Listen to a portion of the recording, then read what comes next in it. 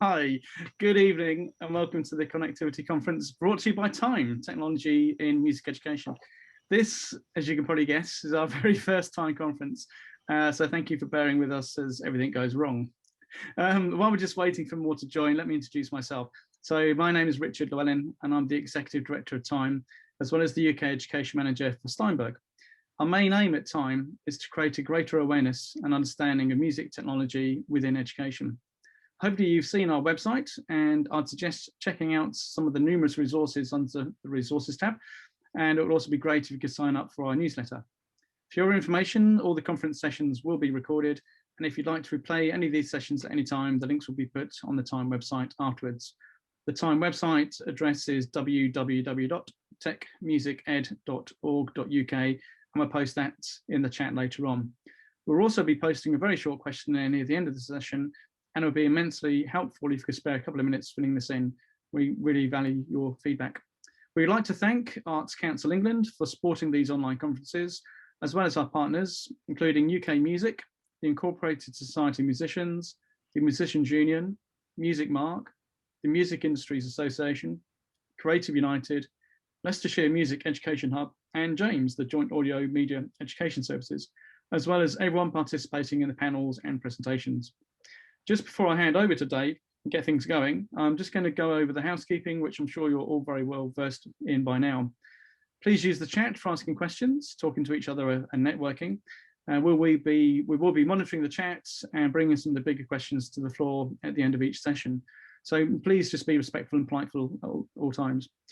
So we've got a great couple of sessions this evening, starting with the conference introduction by Dave Ward, the Managing Director of TiME, and Bridget White, the CEO of Music Mark.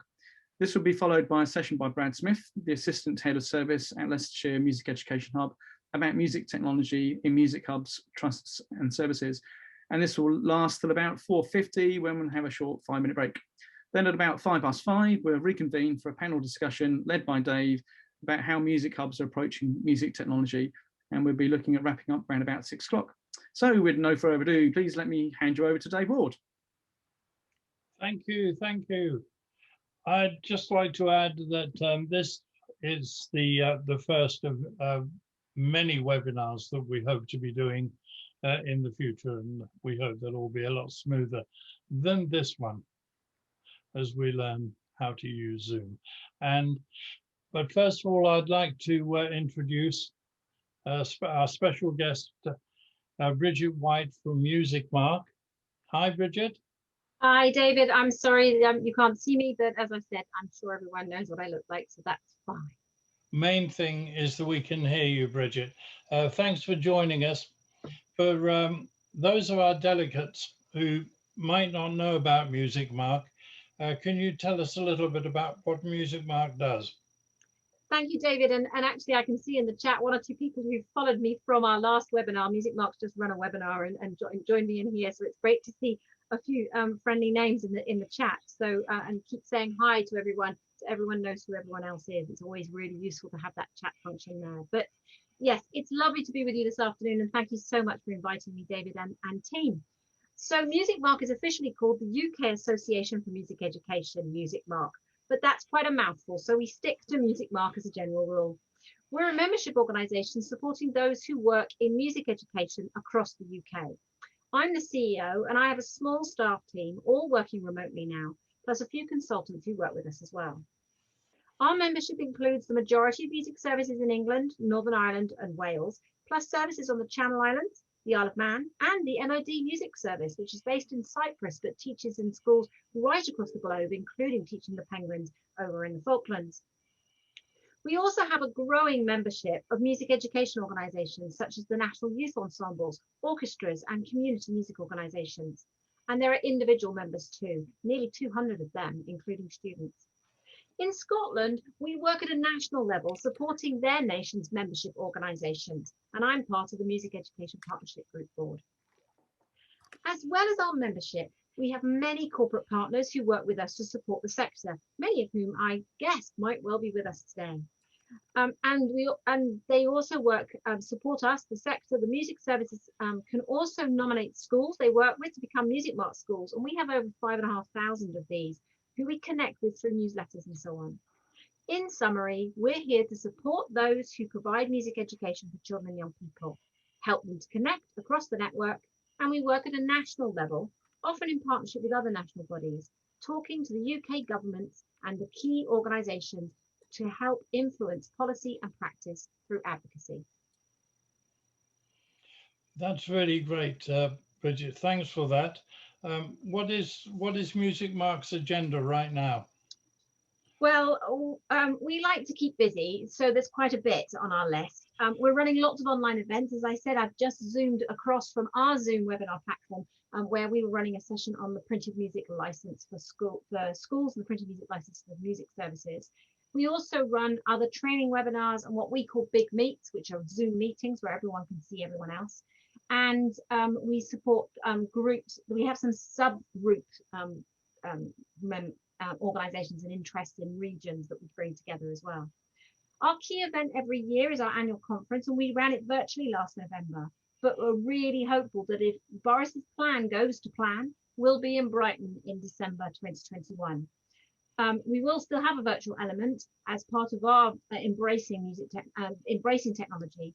And we've just announced the theme of our conference for this December, and it's technology and music education, which we hope will not only look at how technology supports the teaching, learning, composing and playing of music, but also how it can help with the management of music education, the databases, digital communication tools, etc. We hope to have a lively exhibition, and the conference is open to all those working in music education, and tickets will be available in the summer. As well as events, we have an ever expanding resource section on our website, and I'll throw some links into the chat when I've finished. It's packed with great stuff to explore, including guidance linked to COVID-19, research reports and teaching resources. Most recently, we produced a page on well-being, and we've also produced some guidance on lateral flow testing for those who are concerned about that as schools return here in England. Some of the content is member only, but much is open access, so please do take a look. If you're not a member, please do have a look. Our next set of resources will be around the work which Sam Spence is doing with us on racial diversity in music education. That's really wonderful, Bridget. Thanks very much for telling us all that. And there are lots of links and resources to the Music Mark site, and I believe they are in the chat right now. Yeah. Thanks again, Bridget. And let's hand over now to Bradley Smith. Brad, are you there, Brad? Here he is. Hello, Brad. I'm here. I think I'm here. I think so. Brad has been involved with TiME right from the start, and he is the assistant head lead for music technology at the Leicestershire hub, and they have been doing wonderful work, which I won't talk about now. I'll leave it all to Brad to talk about and present to us. Brad, Please, over to you. Thank you. I was going to say, please carry on, David, please. Right. Okay. Thank you, everyone, for having me. Really excited, and thanks for everyone for putting this together. Fantastic. So I'm going to share my screen now to get into the presentation. Here we go. And sound is on. Okay.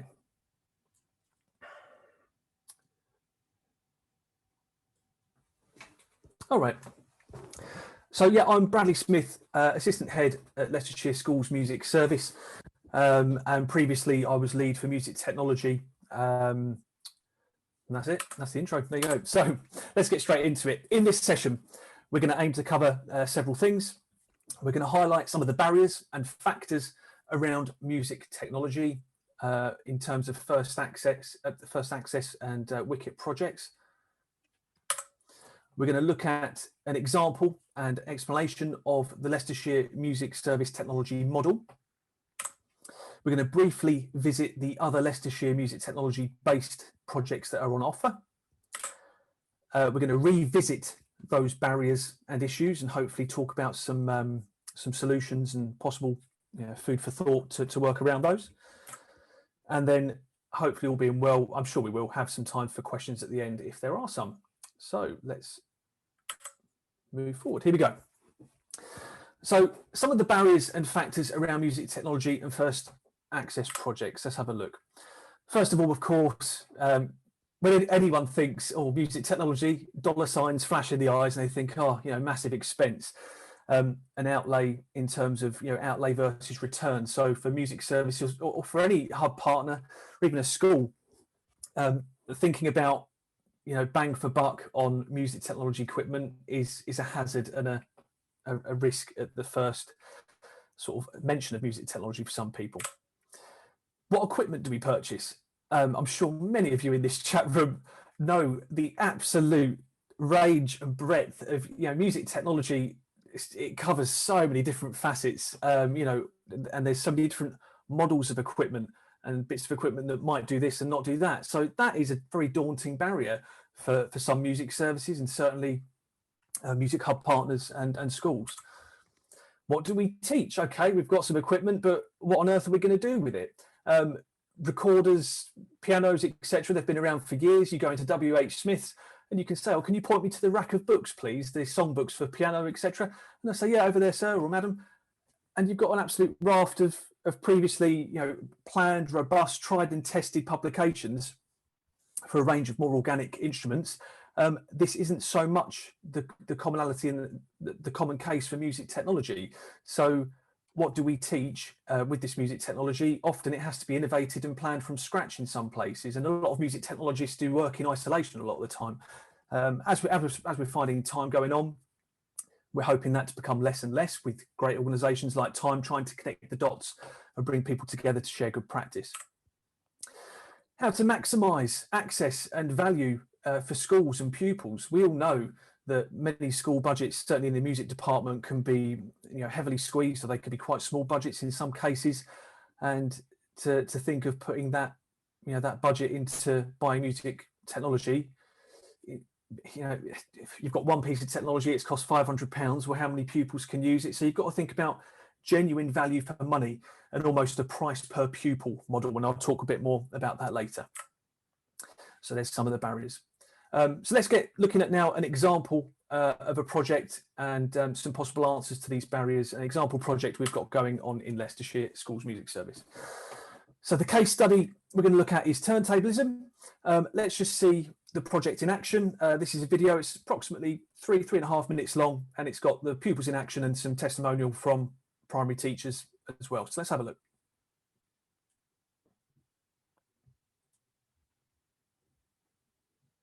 Hi, I'm music coordinator at the school, and when I heard about this opportunity to take part in this exciting new venture, Turntableism, my head teacher passed it on to me, and we were really thrilled to take part in it. So we've been lucky enough to be the first primary school taking part in this, and we weren't sure whether it would suit our learners, but the engagement levels have been fantastic. The children in our school, we think about the 6 R's, which are things like responsibility and resilience, so they've been very responsible for the equipment. And in fact, I've been pleased to hear that we've not broken any needles actually during this experience. So how do we hold them? Can you remind the class? Hand round the handle and other hand on the side. Fantastic, well done. They have just been gushing with enthusiasm about this opportunity, and it's been fantastic because we've been looking for more ICT or IT opportunities. That was something that was missing from our music provision in school. We're looking towards getting an award for music, and that was definitely a gap in something in the things that we needed to meet. So it's been wonderful from that point of view. It's just been something that we're really happy to take part in, and hopefully we're going to carry on to engage particularly those hard to reach learners with music who maybe didn't really like singing and things like that so much as they've enjoyed this activity. So hopefully we'll carry on with it. Jiggy, jiggy, back. 1, 2, 3, 4. Jiggy, jiggy, back. 1, 2, 3, 4. Back. Jiggy, jiggy, jiggy. 1, 2, 3. I had no experience whatsoever of DJing or turntables. But as Andrew said, I think the training day really prepared us to deliver what we needed to. The curriculum is very self-explanatory following the videos. So yeah, I think we've developed the skills quite nicely, and I think you can see that in the children that they have achieved the objectives. Can you tell me anything about the turntable itself? The crossfader. The crossfader, fantastic. What's a crossfader, please? The crossfader is the bit that slides up and down, and we need to make sure it goes straight in the middle for it to have the right sound. And what happens if you put the crossfader to either side? What happens then? The can't hear anything. Can't hear it, even, there's no sound. It was like a magic moment of walking into a room of turntables. Obviously it's something that the children will through YouTube if they know about, so they were incredibly excited to start learning and just embraced it straight away. We've covered quite a few elements of the curriculum, so obviously the rhythmic elements have been covered really well. We've also covered notation, which children have only just started doing in terms of regular notation, but they've transferred that skill really well. We've also done some composition, extended it into some composition, and looked at musical form, and looked at a standard form and then a variation, and got them writing their own music using that. So quite a lot of skills applicable to the music curriculum.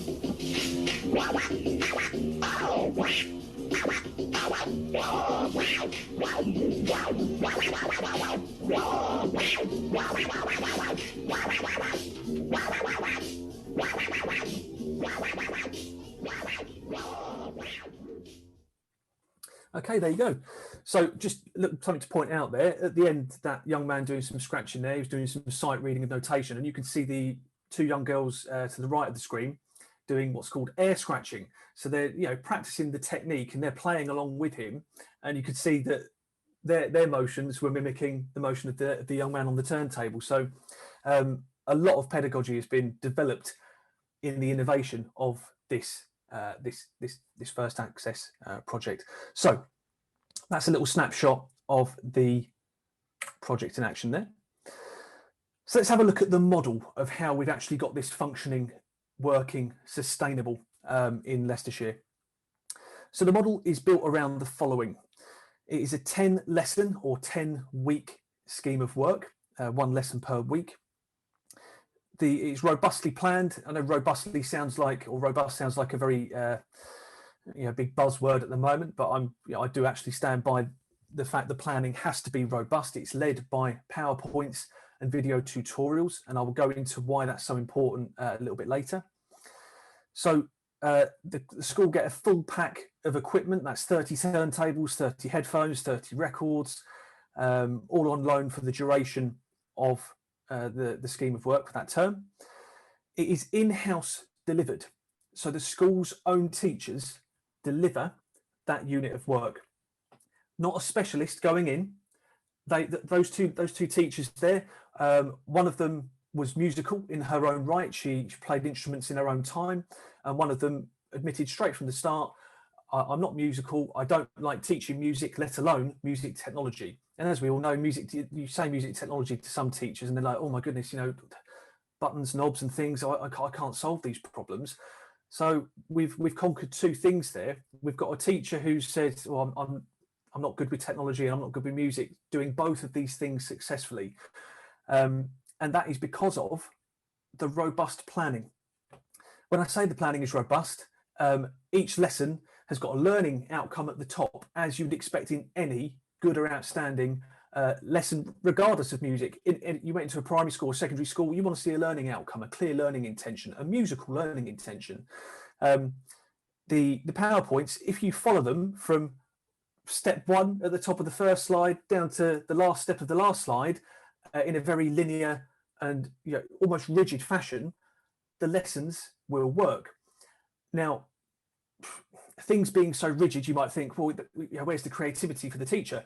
When I do the training for the teachers on this, I say to them, look, if you're not feeling very confident after this day of training, follow the slides from start to finish and it will work. It's a safe space. It's going to happen, that you're not going to have a spotlight thrown on you to do demonstrations of techniques. Just follow it. Just follow it start to finish.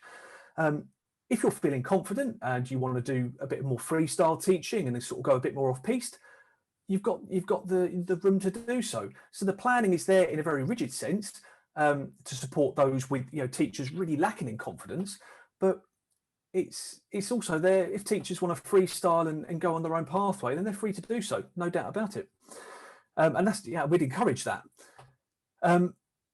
Furthermore, the in-house delivery is very important because as we find certainly in many Wicket deliveries that are going up and down the country at the minute, when the music specialist is in a standard Wicket, they're in the room, they've got 30 children in front of them, they are delivering fantastic, there's good learning going on. That teacher leaves, and the skill and the specialism to do that delivery almost leaves with them out of the door. With the teachers doing the delivery in-house, they are learning alongside the pupils. They're not only developing their pedagogical practice, they're learning how to use the technology. They're learning the language of the discipline of turntablism and scratch DJing. So the culture and the expertise, it's like ongoing CPD. Those teachers then have the confidence to go, okay, I can do this successfully. I'd like to book this in again because I had a positive experience of it and I feel more confident teaching it the next time. So the in-house delivery is very, very important for our model. The CPD given to the school teachers ahead of the project commencing. So I mentioned that. School books the project, they get a day of CPD where the teachers are in, and myself or a colleague will do the training. And we take the teachers from lesson 1 to lesson 10. They go on the learning journey of the pupils. They experience every activity, and through doing so, they get the opportunity to ask questions that pupils might ask. They get a chance to talk about how can we differentiate this a bit more, and what would you do if, and what about if this happens? So the learning journey is there, but it also eases those potential sort of stresses and anxieties about, oh, I don't know how to use the equipment, because they've had a day learning how to use the equipment and of course going through the lessons. Brief look at the turntablism data that we've got. So the first iteration, very, very early pilot iteration, was 16-17 academic year, a pilot with 4 schools. And I'm thankful to say it was a successful pilot. It was originally in secondary schools to start off with. This continued then the trend upwards on subsequent years. Really, really pleased to say that the uptake grew and grew. The secondary unit, because it was so popular, I then wrote a primary unit, as you saw in the video there, for Key Stage 2. And yeah, these were the numbers. Of course, COVID came in. This was the booking. These were the booking numbers for this year. These were the actual numbers. In summer term, of course, we couldn't carry on with delivery for reasons I don't need to go into. But the upward trend was there. In terms of pupil number engaged, now this is a really, really critical point as well. The teachers doing the delivery, but you can see the numbers are quite high. The first ever school to do it in this year here was a secondary school, and they delivered that unit of work to 650 pupils in that term, and that's because they were able to. They didn't have to pay for a specialist to be in there delivering it to that 650 pupils. That one teacher in that music department could deliver it to all of the pupils, as many year groups as they like. They could do lunchtime clubs, after school clubs, community cohesion, getting parents in, staff, team building. The equipment was with them, they had the expertise, and they had the freedom to deliver it as vastly as they wanted to. So yeah, the pupil numbers engaged was looking really good, and we were hopeful that in this academic year, or the previous academic year, we could get to that 2,500, just going over 2,500 mark. But unfortunately, blimmin' old COVID did a bit of a number on what we could offer. So let's move forward. Here we go. So other music technology projects that we've got in Leicestershire that work in exactly the same way, exactly the same model. We've got primary turntablism, secondary turntablism. We've got iPad GarageBand for primary, iPad GarageBand for secondary. We've got a sampling.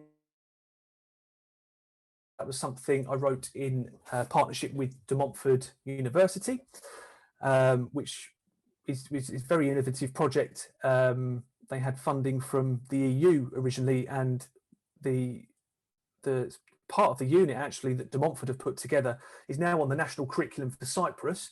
So do have a look at that. And there's more information about that unit on our website as well. And I've got a handout sheet which I can pass on to Richard and David perhaps to hand out to people, to email to people at the end of this, with links where you can get directly to the website to look more about these units of work. Just touching on the GarageBand units of work here, it takes a long time to develop units that you can't just go into WH Smith and pluck off the shelf, as I say. The iPad GarageBand unit is one we're quite proud of, because we've developed a sort of universal notation method for it, because the curriculum, certainly in secondary, even in a graphic form, certain elements of notation need to be there. And so as music and music practitioners, educationalists, we need to innovate and create these things. It's not a quick process. If you are planning as a hub, or wherever you are in the world, I've never got someone in Egypt I saw in the chat box say hello there. Wherever you are in the world, I can't stress it enough. If you are preparing to innovate and plan a scheme of work, take the time to really be thoughtful and thorough about doing it. If you've scoured the internet, scoured Amazon or wherever for publications and things, schemes of work, and you can't find it, and you're going to be one of the first people to do it, take the time to really make it work and make it right. So let's just revisit some of those barriers I mentioned earlier on, and discuss some potential workarounds for it. So the cost of equipment, outlay versus return, etc. So I'm just going to move the Zoom box there.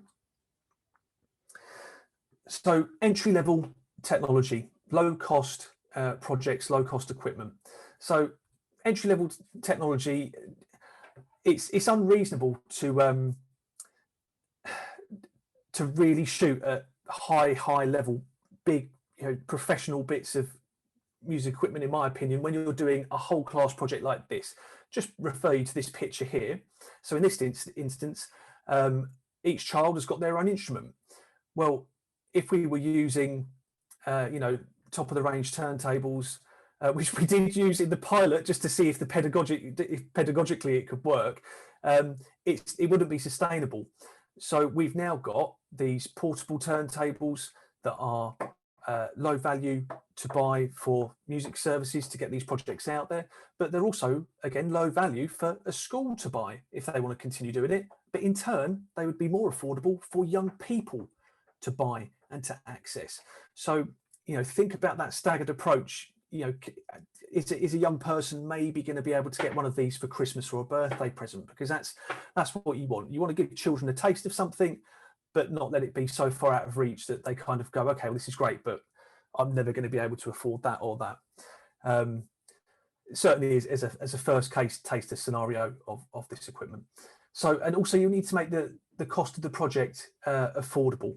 So iPads, the iPad unit, we offer it to schools who have got their own sets of iPads in school already. The outlay for a music service is minimal. We offer to hire headphones and audio splitters and audio cables that for a music service to buy that equipment, it's very small, very small outlay. GarageBand, as we know, is a free application on the iPads, so that's a massive win. It means it's sustainable for schools to carry on doing. They might want to buy another class set of iPads, and again, GarageBand will be free for those. And a lot of children and young people across the country have access to iPhones and smartphones and things that we know, and they can access applications. So again, it's technology that's already there for young people to carry on using in their own households. If you're thinking as a music service or hub of doing a pitch or a bid to senior management, I'd like to do this project. I've done a projection. It will cost this X amount to buy the equipment and set it up. Or equally, if you're a secondary music teacher or primary music teacher looking to buy a project in, it's nice to know what value for money you're getting to those decision makers like head teachers who want to hear that you're going to get maximum bang for buck out of this. I'll talk about that in a moment, but in terms of the music services, how many years would it take to break even on the equipment? So that can be a good model to approach a senior leader with.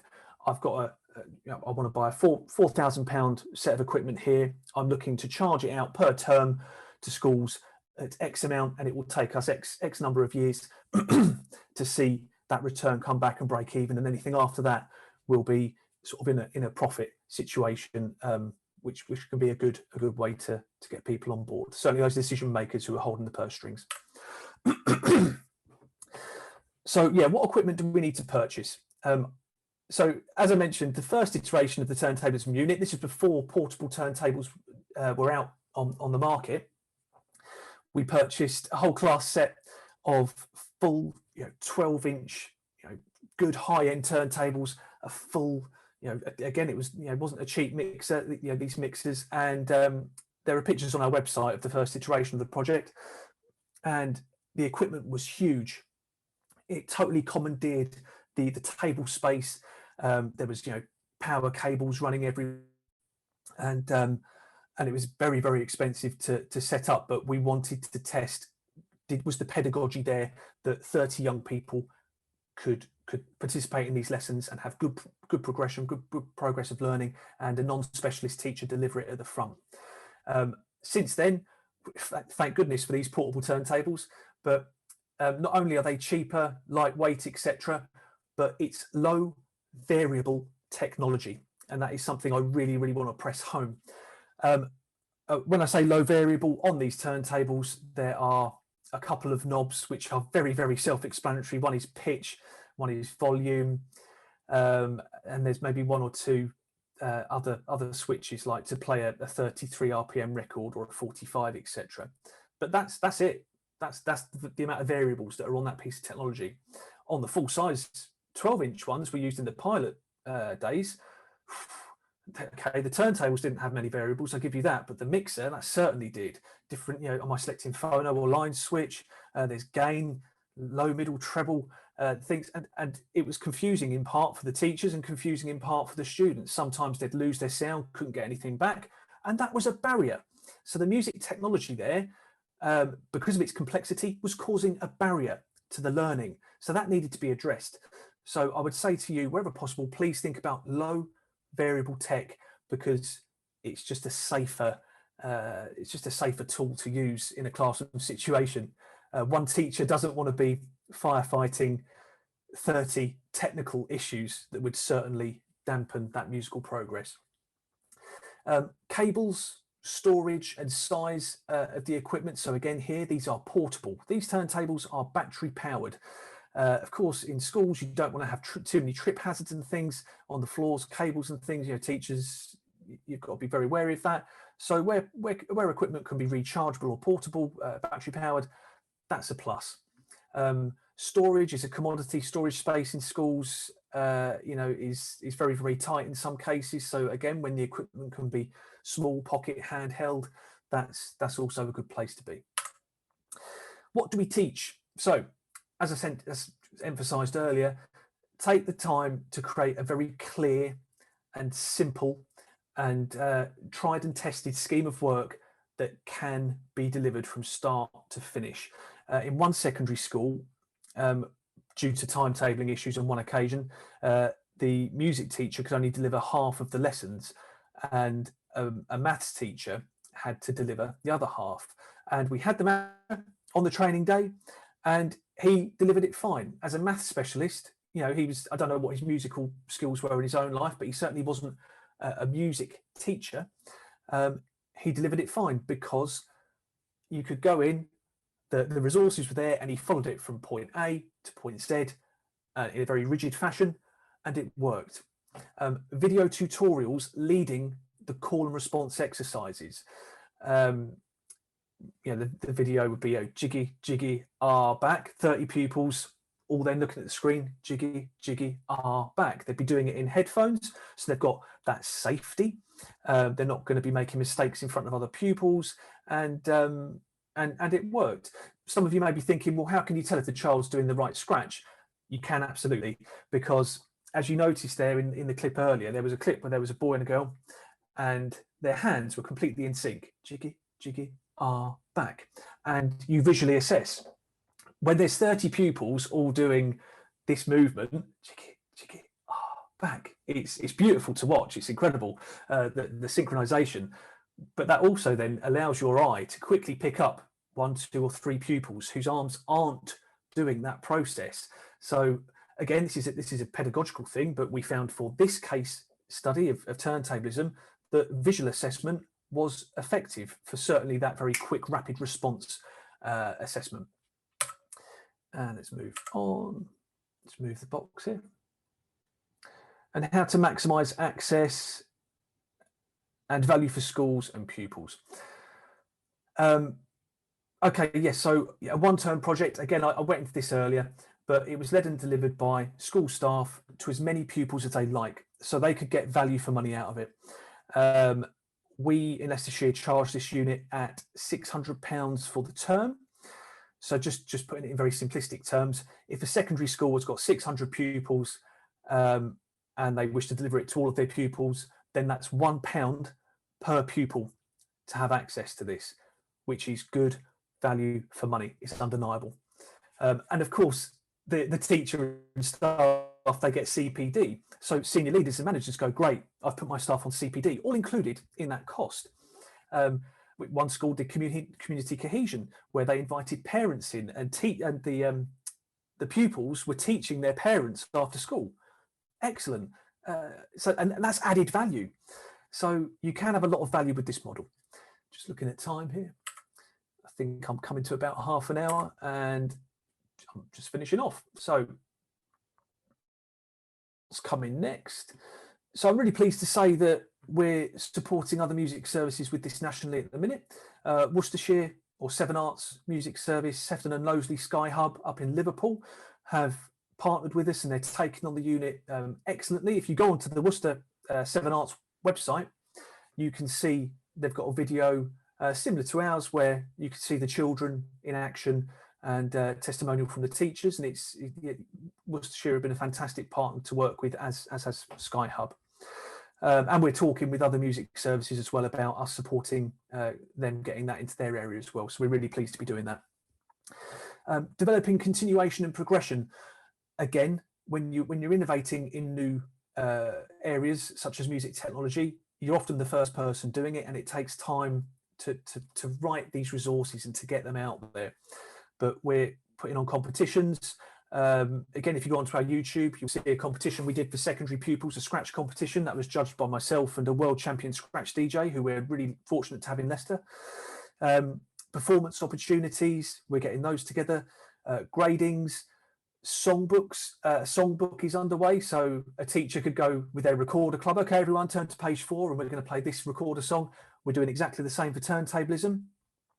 And small group and hub partner delivery for next steps. So I really want to be looking out to hub partners and other experienced tutors of this in the city and county to work with us to offer that progression and next steps, because I don't believe music services, certainly in some cases or most cases, maybe have the capacity and possibly the experience and expertise to be the person putting on everything, including the next steps, the continuation, the one-to-one.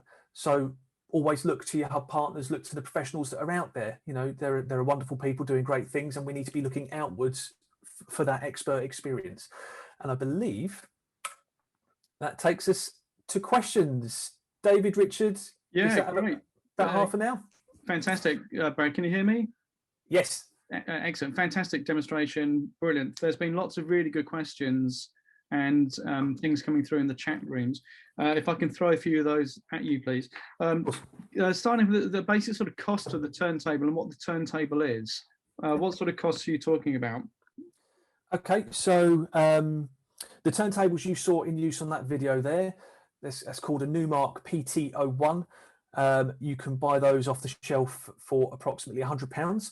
Fantastic. If anyone was looking at getting these, I would actually say don't get those ones now, because I've had to modify those. I would recommend getting a turntable called the Reloop Spin turntable, which has got a start-stop button for the platter and a built-in crossfader, which is more fit for purpose.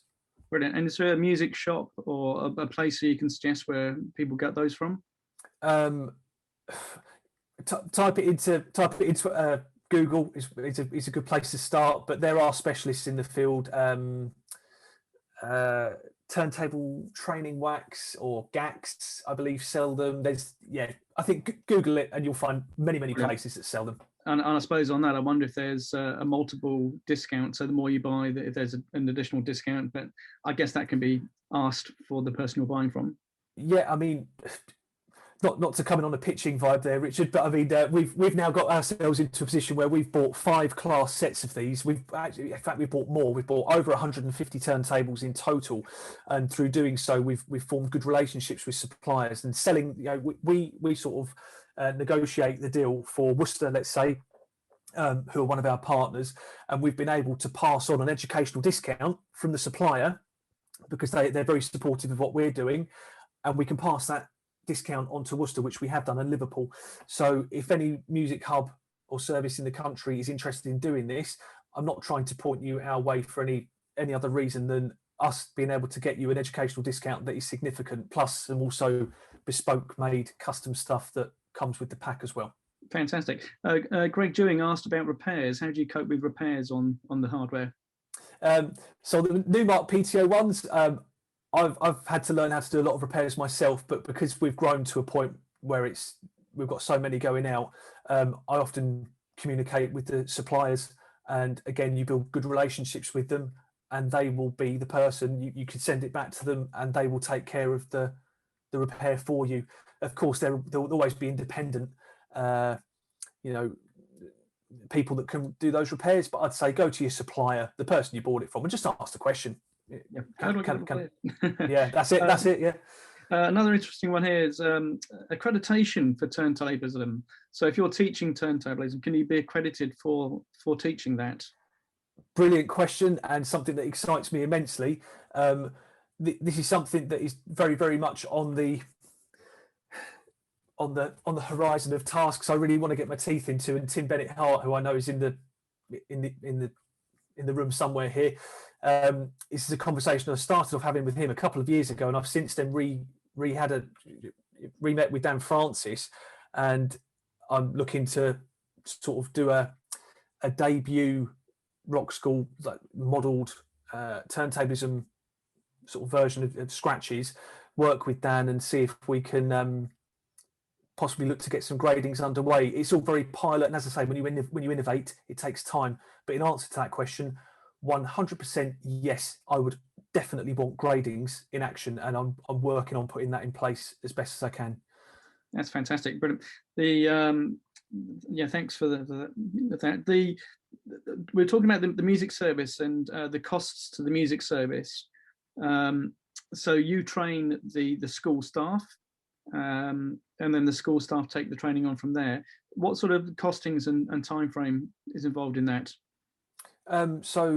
If we were selling the package out to one of our Leicester schools, it's £600 for the school to pay, and that includes everything. So that school pays £600. They get the day of training from myself, hire of the equipment, access to the resources via Google Drive, and that's the price.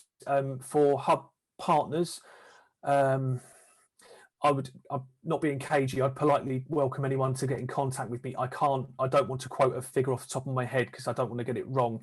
I believe we can do a class pack for around, I think it's about £8,000 for a whole class set, 30 turntables, flight cases, etc. But I don't want to be quoted on that. So please, everyone, that's very loose. Come to me and we can get that nailed down. And we'll make sure your details and your email address is in the chat after the session. And we'll also host your handouts on the TiME website after the session as well. With the turntable, so there was a question there about battery or being battery powered or being plugged in. So you answered that one for us with batteries. How difficult is it logistically to recharge all of those? Well, I mean, you can see the numbers of schools that we've had there. It's been quite a good uptake. It's manageable. We provide battery chargers with the class pack that we give to schools. In the training, I don't sort of hold any bones about it. I say to the teachers, you've got to be hot on this. When you see batteries die in a turntable, there and then take them out, put them in the charger, and put the spare charged ones straight in, and you'll keep that flow going. It's working, and it's not perfect, but it does work. It does work.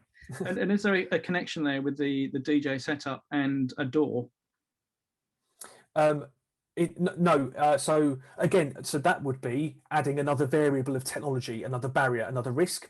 I'm not saying that isn't a place that we could venture into there if we wanted to do special, a few kids want to do continuation next steps. Yeah, we'd look at then recording your scratches into a door. We'd look at using digital vinyl system or DVS, something like Serato, so you could record your own sounds in and then scratch your own sounds. That's something on the horizon. But in this instance, all of those vinyls, it's all analog, which I think is quite a nice place to start for young people. They're starting on the lo-fi or the low tech side of DJing to get those grassroots skills, and then they can build in complexity from there. Yeah, that's very good. Question here from Amy Ward asking about speakers with iPads. Do you have issues with the quality of sound coming out of the iPads when you're running those courses? Is a good one you could recommend, a good speaker you could recommend for the iPad? Yep. And also anything about protective cases for iPads? Yeah, protective cases, get them as big and spongy as possible. Yeah, I'd definitely say that, or ones that are very shock resistant. In terms of speaker, I would recommend a speaker called the Mini Rig, or the Mini Rig Mini, the smaller version. They're very small, they're very compact, they're British made, they're good quality sound, a lot of punch in the low end for the size of them. I think I've got one actually, I don't know if I've got one to hand actually to show you, but they're a good speaker to have. Yeah. Great, brilliant. That's probably about it. There's a lot there that you've covered, which is fantastic. So much really good stuff going on.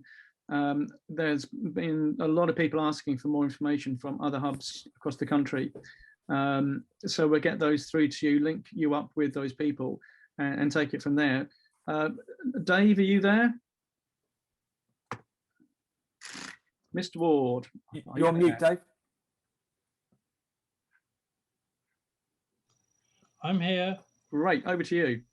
Okay, thanks, Brad. That was absolutely fantastic. And Brad will be joining us, of course, for our panel session, which will start in about 5 minutes' time. We're going to have a break now.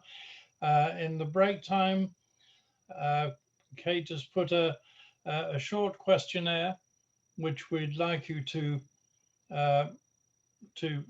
complete, and that will help us really plan for future webinars. So we will see you in about 5 minutes.